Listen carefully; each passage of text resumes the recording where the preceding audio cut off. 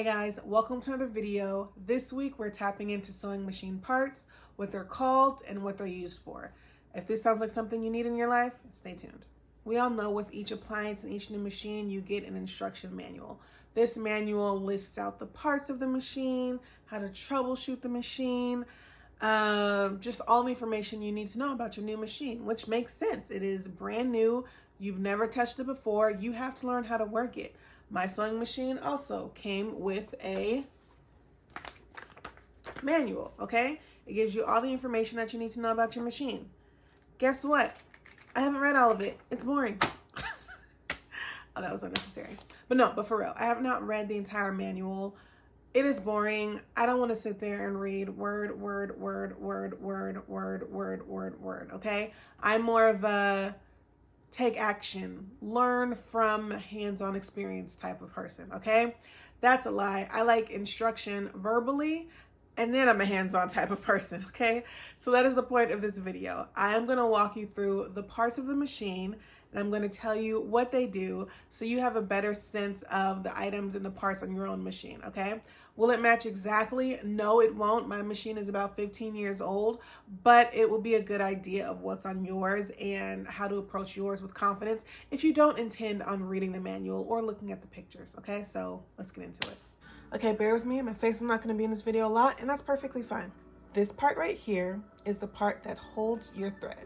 It holds your spool of thread. It is called, I'm not gonna lie, I don't know the real names of a lot of these things, so I'm just gonna put the name at the bottom of the screen if you want the technical, precise name to call it, but I'm gonna tell you what it does, okay? So this holds your thread. Mine can go up and down like that. Holds your thread. This is a bobbin winder. You put your bobbin on it and you move it over, and this is the setting for it to start winding. Now, the needle and stuff is not gonna move. It is just this part that is gonna move. This means this part is relaxed. There's nothing going on here, okay?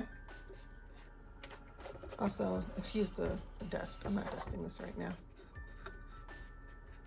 I am dusting it with my fingers. This right here guides your thread. Now mine is a little lopsided and jaded because I actually had mine in my car on my way to one of my best friend's studios, and I had it in the front seat. I had to push the brake really hard. It fell off the seat and it got this dent right here. So she still worked afterwards, which is pretty cool. She right here, she controls the top tension. This is the thread that you see as you sew, the thread that's on the top part of you sewing, okay? And this will determine if the upper thread is loose or tight. I personally wrote notes on mine because I kept forgetting. If my upper thread is too tight, I move it this way to loosen it. If my upper is too loose, I move it this way to tighten it, okay? And usually we just start it in the middle at 4. She is for your stitch height, okay? So it's evident here with the zigzag. On 0, you're not getting any height. So if you have it on zigzag, you're not getting the up and down. You set it higher, that's when you get some height to your stitch. Now this is really only effective on really the decorative ones that do this and that. For her, it doesn't really matter. For her, it is your needle placement basically. Is your needle gonna start here? Is your needle gonna start here? Okay? So that is the top of the machine, okay? From there, let's move to the front of the machine, and I should probably be ashamed of this, but I'm not. She's old, okay? So this is where all of my stitches are located, or my representation of the stitches. This is the numbers that I have, okay? So I have some decorative. I have a lot of things that can clean finish a knit seam. We have buttonholes. It is a 4-step buttonhole. And this, honestly, I've never used, but now that I'm looking at it, I really probably should.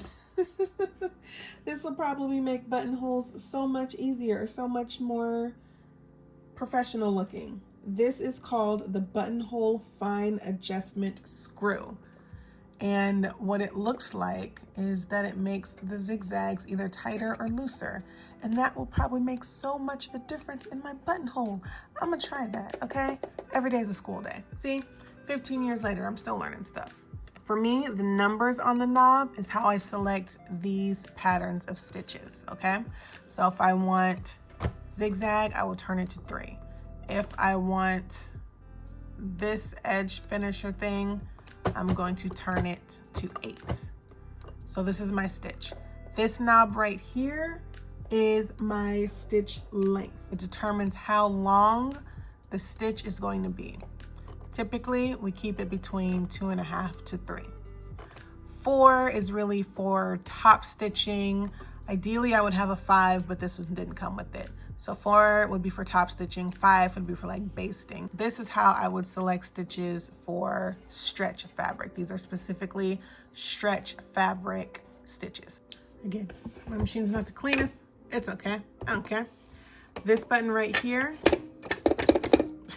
this button right here is for back stitch. When I want it to back up, I hold it down, 1, 2, 3, pick it back up, the stitch will go forward.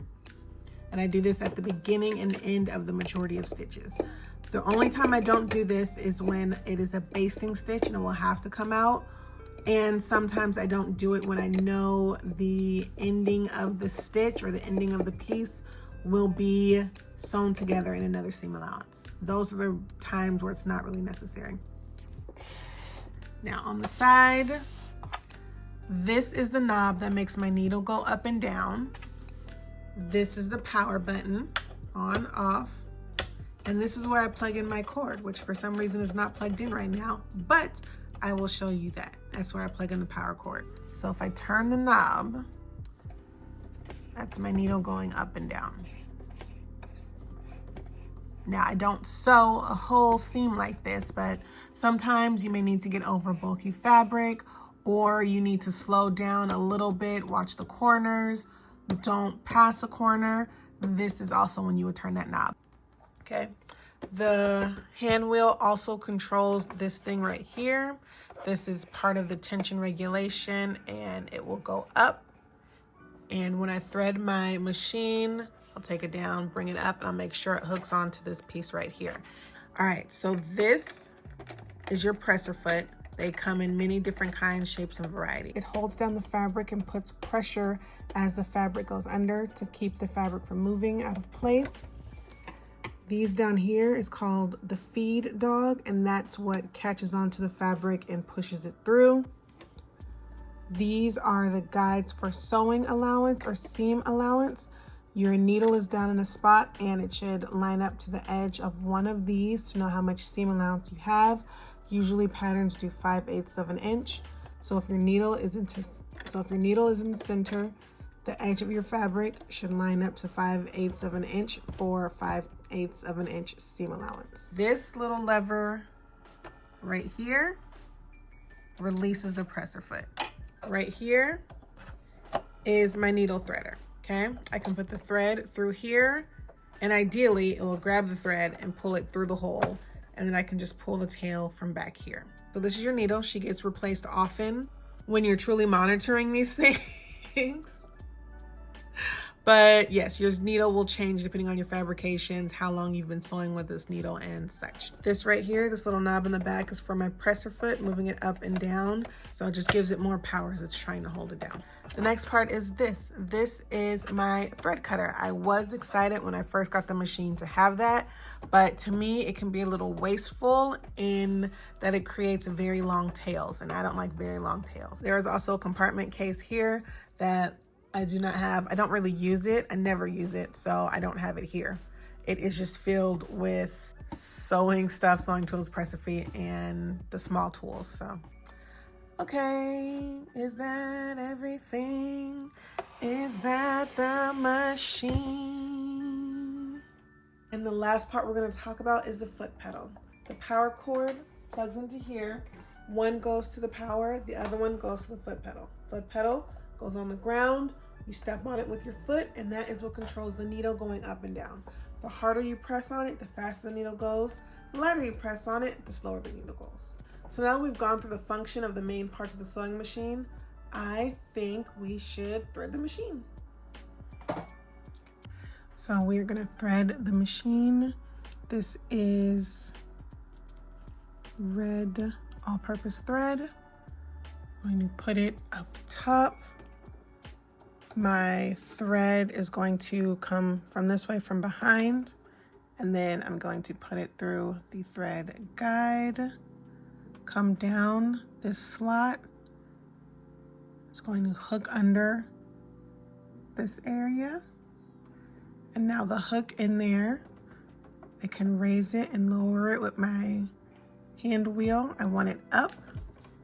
I'm going to bring my thread back and then forward to make sure it gets in. There's a groove in the hook. Bring it down long enough. And then I'm going to put it behind. There's a hook right here. And then I'm going to thread the needle. I'm going to use my needle threader because I'm sitting a little too far away from the needle. Put the needle threader in. Going to do my best to wrap my thread around the needle threader hook. And then pull it through the hole.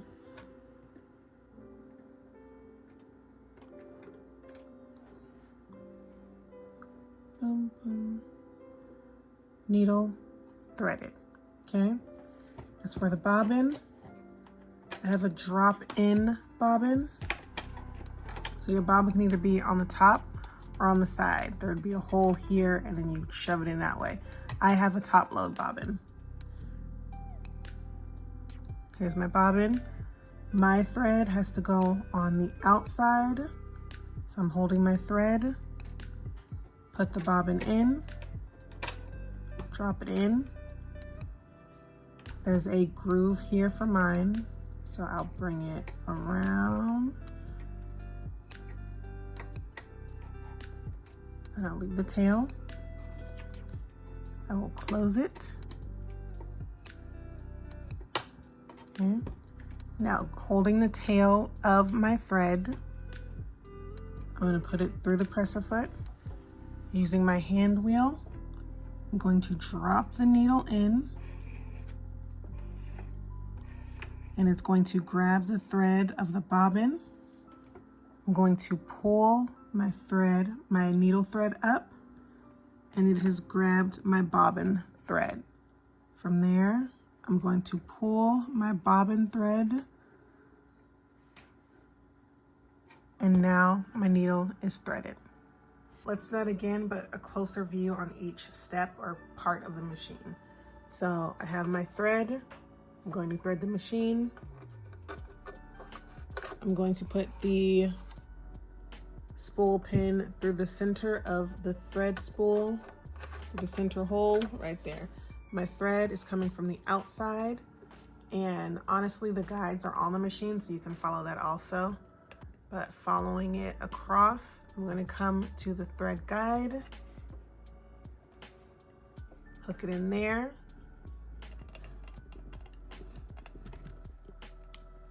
and now I'm going to come down,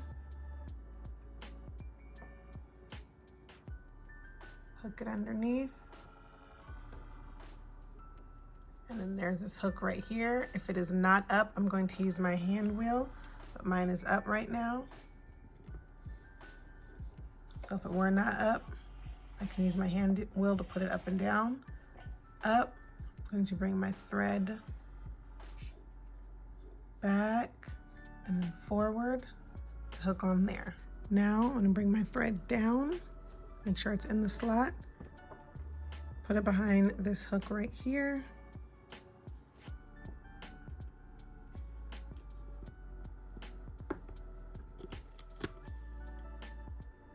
And put it down behind this hook right here.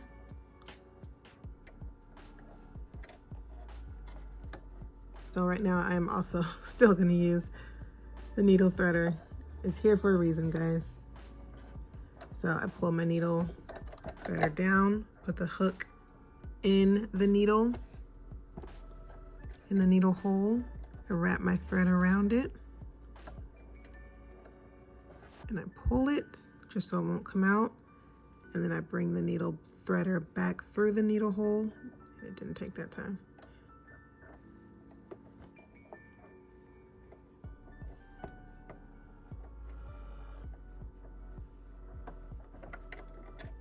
And I do this a couple times sometimes.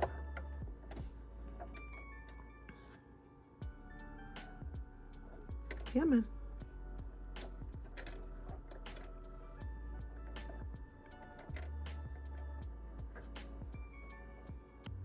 There we go. So it comes between, so it comes through the hole, and I grab the loop in the back and I just pull it through. It's a long tail. You don't need that long of a tail, okay? And then top load bobbin, have my bobbin. My thread goes on the outside. Boom. I have to hook it against the slot. Leave the tail. Put the top on. Now, I'm going to put the tail of my needle thread underneath my presser foot, and I'm going to use the hand wheel to move the needle down. And that's going to loop with the bobbin thread. I'm going to pull up on my needle thread. Bobbin thread has come through the feed dogs. And I'm going to pull the bobbin thread through, and needle is threaded. All right, that's that on that. In this video, we covered the sewing machine parts, their names and how they function, and also learned how to thread the machine. And next week, we'll be talking about stitches and the few basic stitches that every beginner sewist needs to know. Until next time, guys, keep designing your best life. Bye.